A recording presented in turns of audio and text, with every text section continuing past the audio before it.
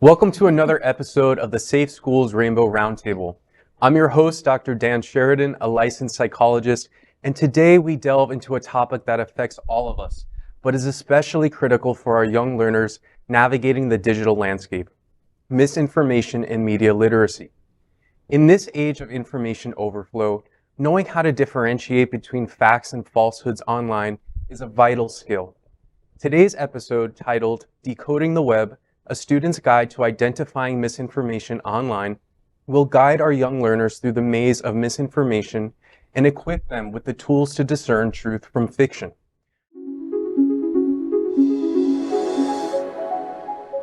To truly understand the issue of misinformation and the importance of media literacy, we must first look to the past and trace the evolution of these challenges. In the early days of the internet, optimism was high. Here was a tool that promised to democratize information, provide unprecedented access to knowledge, and connect people across vast differences. The internet was hailed as a revolution in information sharing and communication. It broke down barriers, allowed for the spread of ideas, and created a truly global community. But like all tools, the internet could be used for both good and ill. Even as it opened up the world, it also provided a platform for the spread of misinformation. I'm sure some of you remember the early days of email chain letters filled with urban myths, misleading information, and outright falsehoods. This was our first widespread encounter with digital misinformation. Fast forward to today, and the issue has grown exponentially more complex. With the advent of social media, blogging platforms, and user-generated content, the internet has become a vast echo chamber, amplifying voices and ideas, both truthful and deceptive. From the subtle distortions of facts to the spread of conspiracy theories and deepfake videos, misinformation has morphed and adapted with the times. And as our digital landscape becomes more sophisticated, so too does the misinformation it carries. The rise of sophisticated algorithms and artificial intelligence further complicates matters. These technologies have the power to shape and influence our digital experiences, sometimes guiding us towards more reliable information, but other times leading us down rabbit holes of misinformation. In light of this, the skill of media literacy has never been more important. It's no longer enough to simply access information. We must also be able to critically analyze and verify it. This brings us to our first question to our panelists. Considering this historical context, what has been your experience navigating the vast sea of information on the internet? How have you personally encountered misinformation, and what impact did it have on you? So I remember when the internet first came out. I was like 7 or 8, but for those that know me, you wouldn't be surprised that the first website that I visited was StarTrek.com. And I was just blown away by just being able to access, like Star Trek information on a platform that I didn't know before that existed. I used to use Encarta. The computers back then would come with Encarta 95 or whatever. I got my first computer was an HP with the first Pentium, and it brought Encarta 95. And I remember that I would just go and look just at all the articles that I could possibly get my hands on. Just like whatever thought I had, I would just go on there and look it up. And they had little videos and little cool things. But now that same power that was in a CD drive was now available to us in our fingertips, just like going online. And I remember how excited I used to get when, you would hear the chiming of before you get on the internet. And it was this wave of excitement to know that I was about to access whatever I wanted, and really ask whatever questions that I needed to ask back then. Back then was like AOL, the one that we used. And how strange that was to have the breadth of human knowledge, easily accessible to us. But then we get into the problems that we started to get, and right after it launched, we started to get a bunch of other false information and a bunch of other crazy websites that popped up. So, yeah, I think you mentioned something important though. When you talk about like access to information, but you also went on the internet looking specifically for Star Trek. Yeah. So I kind of, wonder when we get into like these rabbit holes, or students kind of just go deep diving on the internet, and then you kind of just like fall into this hole and uncover things. Is that where kind of the ill of the internet has power, you know, like empowering yourself, like you're going into the internet searching for something versus when you're going in using a tool, not knowing what you're looking for and then what you could find. Right. And what complicates it more, because I mean, I joined the internet much older than you. So that was very surreal, you know, because I grew up in a time where it's like, I wonder what the answer to this question is. Moving on. You know, there was no way to immediately find the answer to that question, right?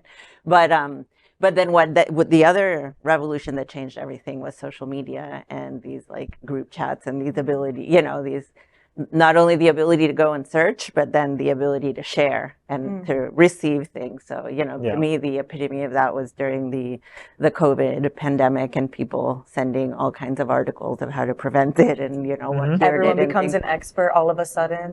Well, or not, or family members, you know, are, you know, suddenly the reach of a piece of information becomes much larger through these informal networks. And you know, and that's why it's important to talk about understanding how to assess credibility. Yes, I definitely agree with you. I think there's a tendency with the internet being at our fingertips that all of a sudden you can go on Facebook and watch a couple of like doctor videos and you know everything as equal to someone who has a PhD, and it's like, no. Yeah. You don't even know if this is factual. You don't have the proof going back. And before the internet, and also going back to what you said of like, if you had a question back in the day, you're like, and if you really were like you wanted to know what the answer was, you had to go to the library. You had to go through an encyclopedia and look through there. And you're like, oh, okay. But with the internet, it's so easy. And it's not just for adults that's like easy access, but for kids it's super easy. I remember when the internet also came to be, and I honestly think it was really interesting that to me the first like social media platform was like Facebook and like MySpace. But I remember Facebook, like all the kids were like lying about their ages because it was only like for college students. And so we would be like in middle school lying about our age so that way we would be cool. And like that's something so like the influence that the youth want to be like hip and want to be knowing what's going on, what's the trendiest thing. And kids at the end of the day are going to act like they're adults. Like they don't need any guidance when they're not aware of like the dangers that lie ahead. And especially with online, you could have someone say that they're your friend, but really they're not. There's some stranger who's trying to get you somewhere that you shouldn't be going. Right. I think it's also important for us to recognize that LGBTQ people really were among the very first people to access the internet to meet each other, to connect. Because before 1994, 95, I mean, we had to go out and we had to go to a club or to a bar. And there were many people all over the country, all over the world, who didn't have access to what we have here in South Florida. So suddenly the world changed for so many people, particularly young people, particularly kids. I mean, you grow up in a household and you that age with your parents, with your relatives. You know, I'm not like my brothers and sisters. I have different interests and I have different attractions. And, you know, back then, nobody spoke about it. You just felt like a weirdo, the black sheep. Right? Sure. Yeah. But the internet gave you the ability to find out the information and to network with other people who are like you. Yes. Yeah, it really did open up a whole, you know, wealth of possibilities for people to connect and to, you know, to see each other. And I think that from a historical perspective, you know, every single advancement that humanity has had in communications, you know, gives us what we want, what we need, what we're looking for, but also gives us what we don't want, what we're not really, you know, what's in the darkness that comes out to light as well, because we are very complicated beings and our collective, you know, minds create very complicated things. And I think that from a historical perspective, you know, the rise of the internet, it's no different than the rise of the printed word. And even, you know, when you look at in the late 1800s and 1900s, you have the whole thing with yellow journalism, which really created, this sensationalized way of bringing the news that were just so people can buy newspapers. But the consequences of that led to really serious things in this country, including, leading to the Spanish-American War, because they just kept misinforming the public on what was happening. And, I think that we got over that. Like, I think journalism really stepped in and, started to become a reputable institution to really call out these, what's happening in the world. Sure. Yeah. I can tell you that most mainstream journalists back in the 1990s didn't embrace the internet. They did not. In fact, they were threatened by it. They saw it as somebody else, something else, a competitor of sorts, rather than being a part of it. And I remember back into the early 2000s, where reporters were not telling people about stories that were about to appear in the newspaper. Why? Because they didn't want the website to publish the story early to tip off the competition. And so therefore, they would hold these stories, and they didn't understand that the internet was their friend, that was what was going to save the business, not harm the business. Mm-hmm. The idea that anybody could write something and be distributed was very threatening. But going back to what you were saying about, yellow journalism and the beginning of commercial, I guess, for-profit journalism, part of the issue, which is really the case today too, is, of media literacy, is people understanding how the media business works and where the money comes from and things like that, right? Because I think if people understand that newspapers are trying to make money and so, then that puts things in perspective. So Sure. The same thing holds now. What's the, for people to understand what's the agenda, who's making the money, why are they doing that, right? But it's even worse today, because when I joined the Miami Herald, it was still family owned. They had gone public, but the family still controlled the newspaper. First the Knights and then the Ritters. Families don't control the news industry anymore, except for the New York Times, but even the Washington Post. Jeff Bezos owns that. Yeah. Look at the hedge funds that are, owning all of the other newspaper companies. And their interest is not journalism. It's just not. Their interest is either making a profit, which so far they've been unsuccessful, or, and this is the thing that, we all question, why are these hedge funds buying newspapers, buying media companies to lose money? Why? So what else is in it for them? Right. I'm curious if you all have any thoughts on Fox News and their perspective. I feel like that's such a broad, like where do you want to go with this? It's like, where should we start? Where do you want to start? Do we start with is it Tucker Carlson, who recently was fired for his part in helping spread misinformation? Yeah, but I'm glad to see that. With that, I feel like we're entering a world with renewed accountability. So like how you were mentioning before with journalism and like yellow journalism and then gaining reputability back, I feel like in history, there's always been a pendulum. There's always been like a rise and fall.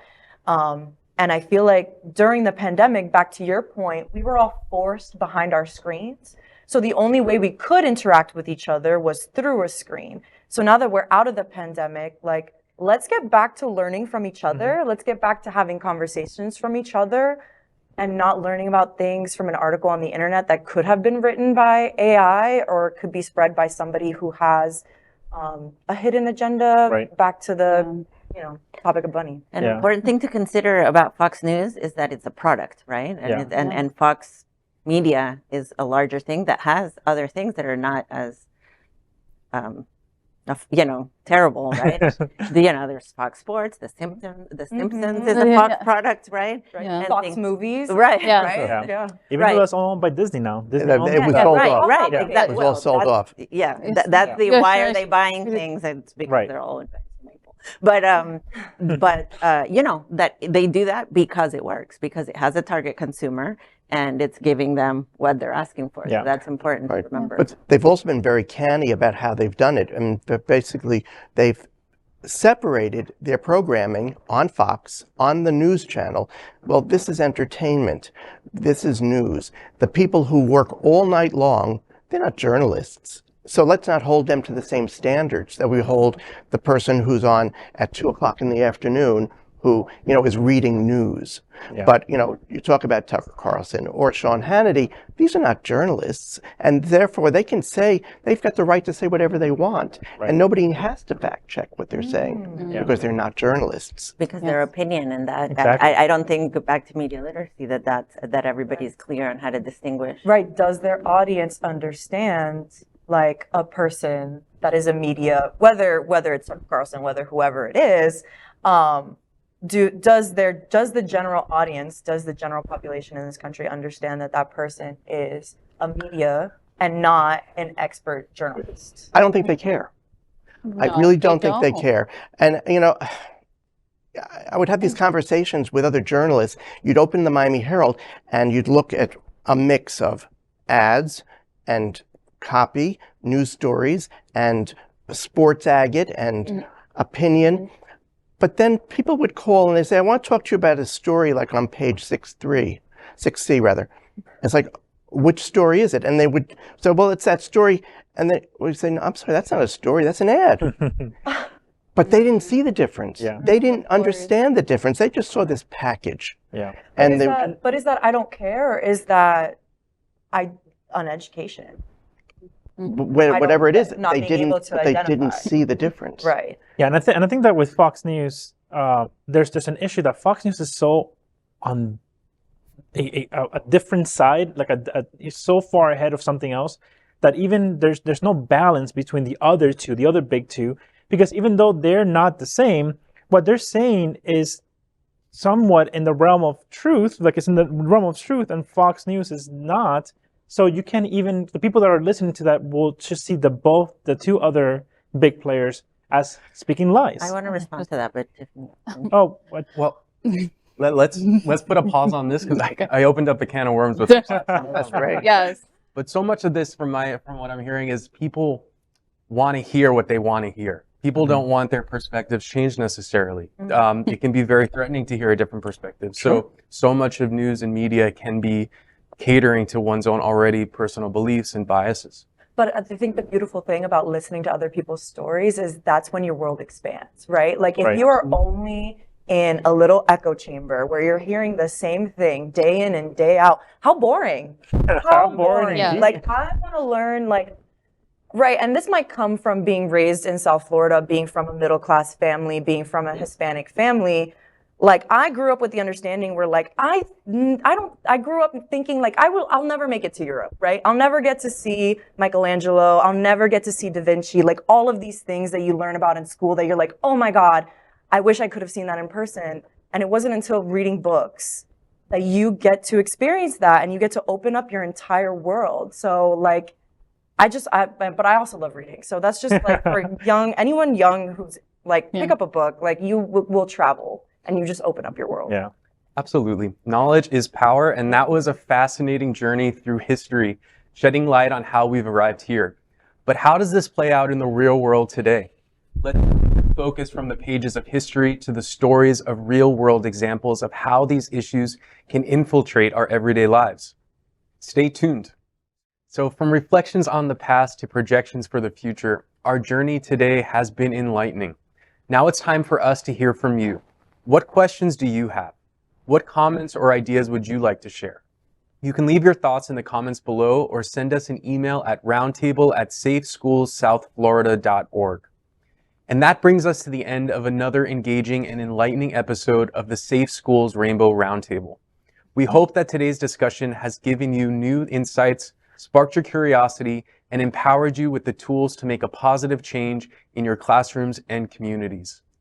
Remember, the journey of learning and growth doesn't stop here. We encourage you to delve deeper into these topics, to ask questions, to start conversations, and to become active participants in building a more inclusive and educated society. To ensure you never miss an episode of the Rainbow Roundtable, please follow and subscribe to Safe Schools on our social media @SafeSchools1991. We'll continue to bring you insightful discussions, expert perspectives, and practical resources to navigate the diverse challenges and opportunities in our educational landscape. A big thank you to our partners at Happening Out Television Network for their unwavering support and commitment to this endeavor. We appreciate their dedication to fostering inclusive conversations and their drive to amplify the voices that need to be heard.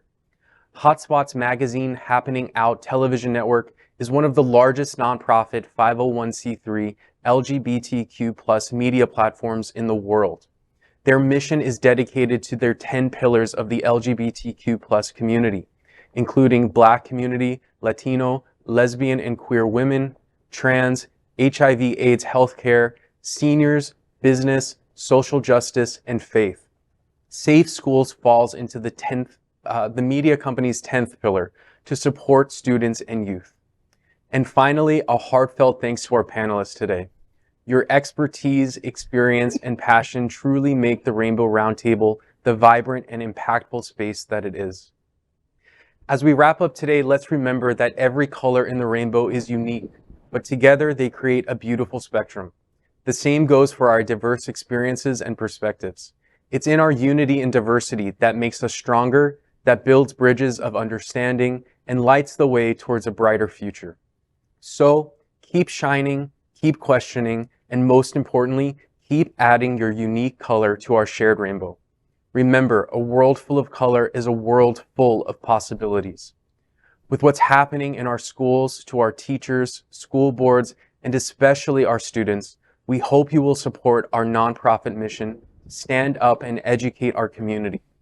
We ask you to support Safe Schools' mission in sharing, voicing support, volunteering, and financial support to propel our mission. That is why we invite you to tune in next month for another round of enriching conversation. Until then, stay curious, stay informed, and stay safe.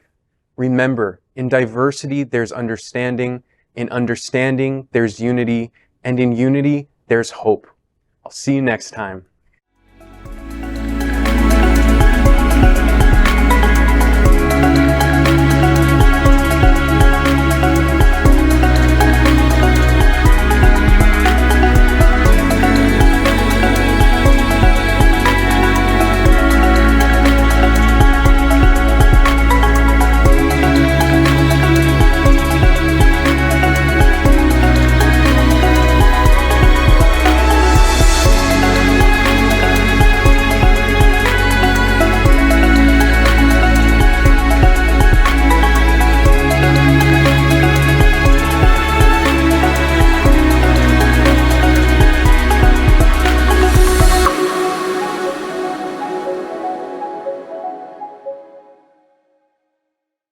We are Queer News Tonight, the world's first and only live daily LGBTQ+ evening news show, brought to you from Happening Out Television Network.